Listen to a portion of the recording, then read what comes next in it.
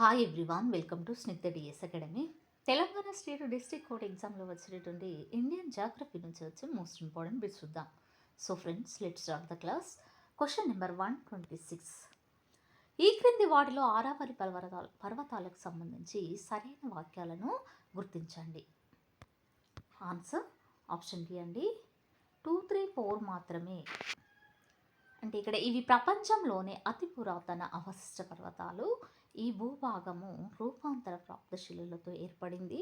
ఈ పర్వతాలు ఉత్తర గుజరాత్లోని పాలంపూర్ నుండి రాజస్థాన్, హర్యానా మీదుగా దక్షిణ ఢిల్లీ వరకు దాదాపు 692 కిలోమీటర్లు విస్తరించి ఉన్నాయి. వెరీ వెరీ ఇంపార్టెంట్ బిట్ అండి ఇది.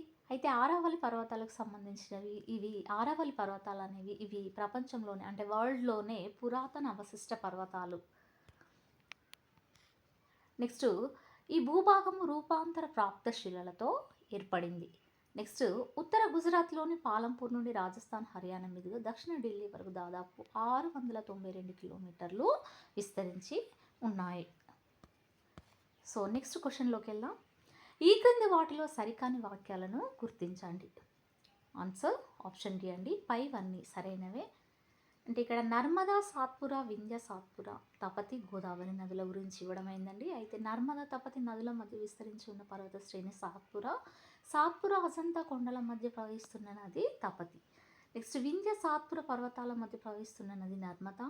తపతి, గోదావరి నదుల మధ్య తూర్పు పడమరలుగా విస్తరించిన పర్వతాలు సత్నల, అజంతా పర్వతాలు. ఇవన్నీ సరైన వాటిగా గుర్తించడమైంది. Next question. ఈ క్రింది వాటిలో మహారాష్ట్ర పీఠభూమికి సంబంధించిన సరికాని వాటిని గుర్తించండి. ఆన్సర్ ఆప్షన్ డి అండి, 4 మాత్రమే ఇక్కడ సరైనది. ఈ పీఠభూమి పశ్చిమాన దాదాపు 3 కిలోమీటర్ల మందం కలిగి తూర్పుకు వెళ్ళే కొలది మందం పెరుగుతూ ఉంటుంది. Next question. ఈ క్రింది వాటిలో తూర్పు కనుమలకు సంబంధించి సరైన వాటిని గుర్తించండి. ఆన్సర్ ఆప్షన్ బి అండి, 1, 2 మాత్రమే. అంటే ఇక్కడ తూర్పు కనుమలను తమిళనాడు, ఆంధ్రప్రదేశ్లో పయాస్ గడ్స్ అని కూడా పిలుస్తారు. నెక్స్ట్, వీటి భౌతిక నిర్మాణంలో సజాతీయత అనేది ఉండదు. ఇది తూర్పు కనుమలకు సంబంధించినటువంటిగా గుర్తించడం ఏంటంటే, ఇది తూర్పు కనుమలను తమిళనాడు, ఆంధ్రప్రదేశ్లో పయాస్ గడ్స్ అని పిలుస్తారు. వీటి భౌతిక నిర్మాణంలో సజాతీయత అనేది ఉండదు. ఈ క్రింది ప్రకటనలో ఏది సరైనది కాదు. ఆన్సర్ ఆప్షన్ డి అండి, మెటామార్ఫిక్ రాక్ అని దాని అసలు రకం కంటే మృదువైనది మరియు తక్కువ కాంపాక్ట్. ఇది సరైనది కాదని చెప్పేసి చెప్పడమైంది. Next question. ఈ క్రింది వాటిలో హిమాలయాల ఏర్పాటుకు సంబంధించినది ఏది? ఆన్సర్ ఆప్షన్ సి అండి, జియోసింక్లైస్ యొక్క ఫోల్డింగ్. ఈ జియోసింక్లైస్ యొక్క ఫోల్డింగ్ అనేది హిమాలయాల ఏర్పాటుకు సంబంధించినదని చెప్పడమైంది. ఈ క్రింది వాటిలో ఎచ్చట భూకంపాలకు ఎక్కువ అవకాశము ఉంది? ఆన్సర్ ఆప్షన్ డి అండి, ముడుచుకున్న పర్వతాలు. ఈ ముడుచుకున్న పర్వతాల వల్ల భూకంపాలకు ఎక్కువగా అవకాశము ఉంటుంది. నెక్స్ట్, అవరోహణ క్రమంలో హిమాలయాల్లోని వివిధ విభాగాలు వాటి సాగరిత కిలోమీటర్ల పరంగా సరైన క్రమము ఏది? ఆన్సర్ ఆప్షన్ బి అండి, నేపాల్ హిమ్, అస్సాం హిమ్, పంజాబ్ హిమ్, కుమాస్ హిమ్. ఇవి అవరోహణ క్రమంగా చెప్పవచ్చును. హిమాలయాల్లోని వివిధ విభాగాలు వాటి సాగతీయత కిలోమీటర్ల పరంగా కనుక చూసినట్లయితే నేపాల్ హిమ్, అస్సాం హిమ్, పంజాబ్ హిమ్, కుమాస్ హిమ్ అని చెప్పేసి చెప్పవచ్చును.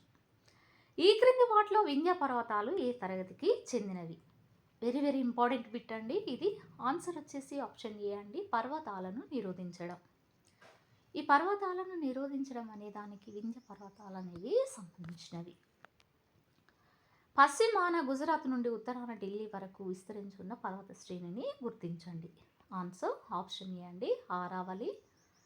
ఈ పశ్చిమాన గుజరాత్ నుండి ఉత్తరాన ఢిల్లీ వరకు విస్తరించినటువంటి పర్వత శ్రేణి కనుక చూసినట్లయితే ఆరావళి పర్వత శ్రేణి పశ్చిమాన గుజరాత్ నుండి ఉత్తరాన ఢిల్లీ వరకు ఉంటుంది.